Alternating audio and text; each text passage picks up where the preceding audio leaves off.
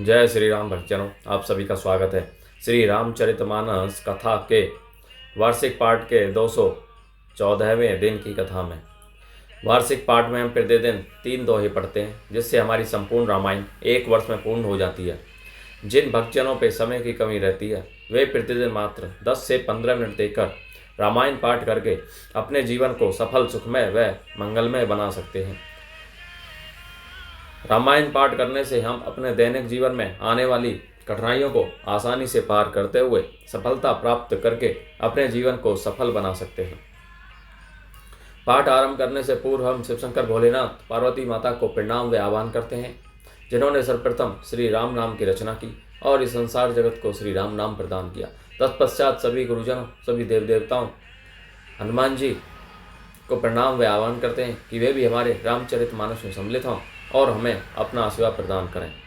बोले जय श्री रामचंद्र की जय, श्री गणेशाय नमः, जय सरस्वती माता की जय। तो शुरू करते हैं आज का पाठ। सादर सब कहे राम गुर बढ़े भरी भरी भार, पूजी पितर सुर अतिथि गुर लगे करन फर हार। मंगल भवने मंगल हारी, द्रवौ सुदशरथ अजर बिहारी। श्री राम जी के गुरु वशिष्ठ जी ने सबके पास भोजे भर भर कर आदर पूर्वक भेजे। तब वे पितर, देवता, अतिथि और गुरु की पूजा करके फल आहार करने लगे। एहि विधि बासर बीते चारी, रामो निरखी नर नारी सुखारी। दोहु समाज असी रुचि मन माही, बिनु सिय राम फिर भल नाही। इस प्रकार 4 दिन बीत गए। श्री रामचंद्र जी को देखकर सभी नर नारी सुखी हैं। दोनों समाजों के मन में ऐसी इच्छा है कि श्री सीताराम जी के बिना लौटना अच्छा नहीं है। सीताराम संग बनवासु, कोटि अमरपुर सरिस सुपासु। परि हरि लखन रामू बैदेही, जेहि घरो भाव बाम विधि तेहि। श्री सीताराम जी के साथ वन में रहना करोड़ों देवलोकों के निवास के समान सुखदायक है। श्री लक्ष्मण जी, श्री राम जी और श्री जानकी जी को छोड़कर जिसको घर अच्छा लगे, विधाता उसके विपरीत हैं। दाहीन दही होई जब सबहि, राम समीप बसिय बन तबेहि। मंदाकिनी मज्जनु तिहु काला, राम दरे सुमुद मंगल माला। जब देव सबके अनुकूल हो तभी श्री राम जी के पास वन में निवास हो सकता है। मंदाकिनी जी का तीनों समय स्नान और आनंद तथा मंगलों की माला अर्थात समूह रूप श्री राम का दर्शन। अटेनु राम गिरी बन तापस थल, असेनु अमीय समकंद पो मूल फल। सुख समेत संबत दुई साता, पल समय होही न जानी अहि जाता। श्री राम जी के पर्वत अर्थात कामदनाथ वन और तपस्वियों के स्थानों में घूमना और अमृत के समान कंद मूल फलों का भोजन 14 वर्ष सुख के साथ पल के समान हो जाएंगे, बीत जाएंगे, जाते हुए जान ही न पड़ेंगे। कौशल्या सुनैना संवाद। श्री सीता जी का शील। एहि सुख जोग ने, लोग सब कहीं कहाँ अस भागो। सहज सुभाए समाज दो, राम चरण अनुरागो। मंगल भवने मंगल हारी, द्रवौ सुदशरथ अजर बिहारी। सब लोग कह रहे हैं कि हम इस सुख को योग्य नहीं हैं, हमारे ऐसे भाग्य कहाँ। दोनों समाजों का श्री राम जी के चरणों में सहज स्वभाव से ही प्रेम है। एहि विधि सकल मनोरथ करी, बचन प्रसय प्रेम सुनत मन हरि। सिय मातु ते ही समय पठाई, दासी देखी सु अवसर आई। इस प्रकार सब मनोरथ कर रहे हैं। उनके प्रेम युक्त वचन सुनते ही सुनने वालों के मनों को हर लेते हैं। उसी समय श्री सीता जी की माता श्री सुनैना जी की भेजी हुई दासियां कौशल्या जी आदि के मिलने का सुंदर अवसर देखकर आईं। सा विकास सुनी सब सिय सासु, आयौ जनक राजर निवासु, कौशल्या सादर सनवानी, आसन दिए समय समय आनी।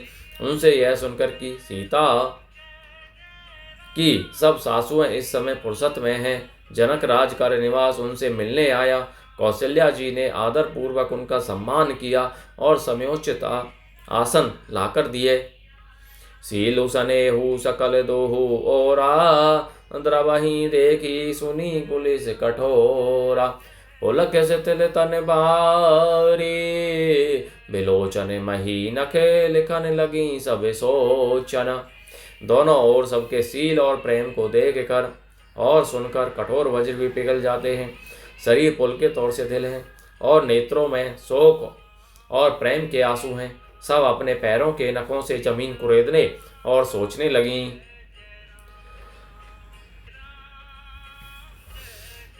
सब सिय राम प्रीति की सी मूर्ति, जनु करुणा बहु बेस बेसूरती। सिय मातु कह विधि बुद्धि बाकी, जो पय फैनु फोर पबीटा की। सभी श्री सीताराम जी के प्रेम की मूर्ति सी हैं, मानो स्वयं करुणा ही बहुत से वेश रूप धारण करके विसुर रही हो, अर्थात दुख कर रही हो।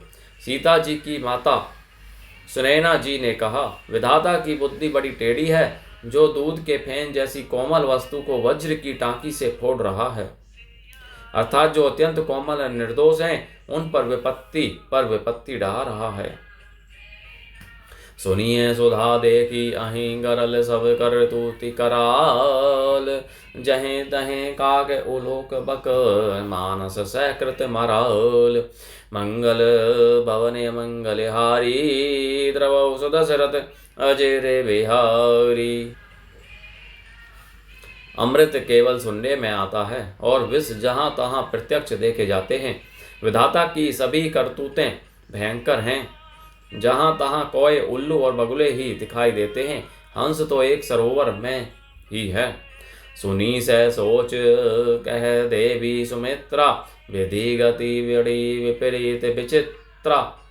सो जो सरजी पालई हरई बहोरी, बाल के ली सम विधि मति भोरी। यह सुनकर देवी सुमित्रा जी शोक के साथ कहने लगी, विधाता की चाल बड़ी ही विपरीत और विचित्र है, जो सृष्टि को उत्पन्न करके पालता है और फिर नष्ट कर डालता है। विधाता की बुद्धि बालकों के खेल के समान भोली अर्थात विवेक शून्य है। कौशल्या कह दोषु ने काहू, कर्म विवश दुख सुख क्षति लाहू। कठिन कर्म गति जान विधाता, जो शुभ अशुभ सकल फल दाता। कौशल्या जी ने कहा, किसी का दोष नहीं है, सुख दुख हानि लाभ सब कर्म के अधीन हैं।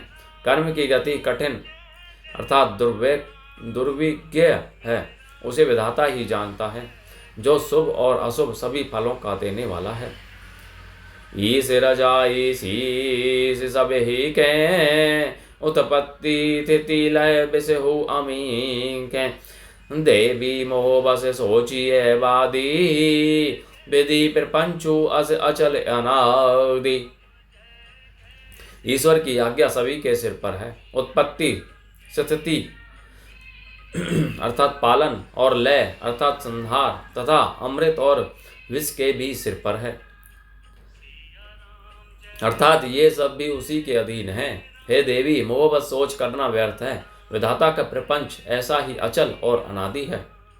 भूपति जी अब मरब उर आनी, सोचिए सखी लखी निज हित हानि। सिय मातु कह सत्य सुबानी, सुकृति अवधि अवध पति रानी।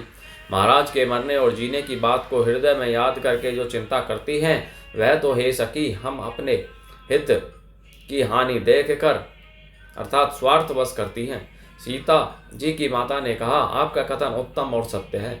आप पुण्यात्माओं के सीमा रूप अवधपति महाराज दशरथ जी की ही तो रानी है, फिर भला ऐसा क्यों न कहेंगी। लखनऊ रामू सिय जाहूँ बन बल परिणाम न पोचो, गहवरी ही कह कौशिला, मोहि भरत करे सोचु, मंगल भवनीय मंगलहारी, द्रवौ सुदशरथ अजय रे बिहारी। कौशल्या जी ने दुख भरे हृदय से कहा, श्री राम लक्ष्मण और सीता वन में जाएं, इसका परिणाम तो अच्छा ही होगा, बुरा नहीं। मुझे तो भरत की चिंता है। बोलो जय श्री रामचंद्र की जय। शिव शंकर भोलेनाथ जय, पार्वती माता की जय, सभी गुरुजनों सभी देव देवताओं की जय, बजरंग बली की जय, सरस्वती माता की जय। तो भक्तजनों, आज की कथा का विराम यहीं पर होता है। आप सभी से अनुरोध है कि रामायण पाठ को आज से ही पढ़ना आरंभ करें और अपने जीवन को सफल सुखमय बनाएं। साथ ही अपने बंधु बांधवों, मित्रजनों, सगे संबंधियों, बड़े बूढ़ों को भी राम नाम का पाठ करने के लिए कहें, जिससे वे भी अपने जीवन को सफल करें और आप परम पुण्य का भागी बनें। बोलो जय श्री रामचंद्र की जय। जय श्री राम।